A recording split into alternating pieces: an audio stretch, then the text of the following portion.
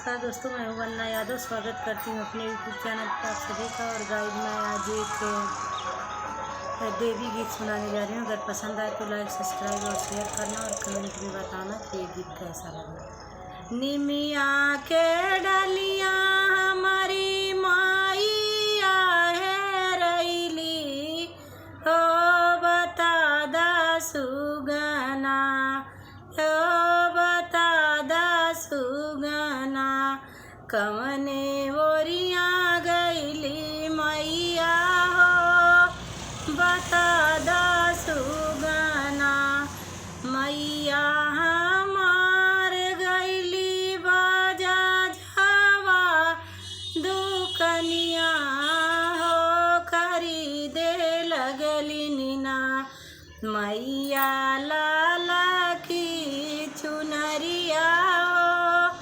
खरीदे लगली नीना मैया लाला की चुनरिया हो, खरीदे लगली नीना।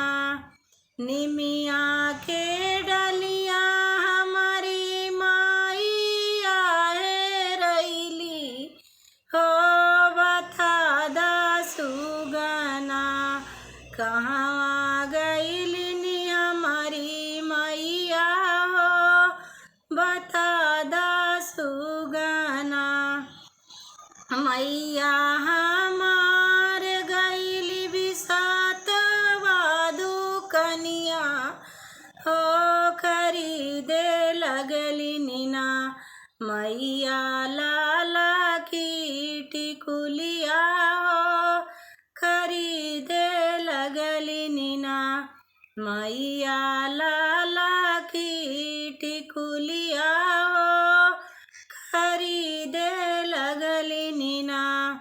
निमिया के डलिया हमारी माइया है रैली हो, बता दा सुगना कहाँ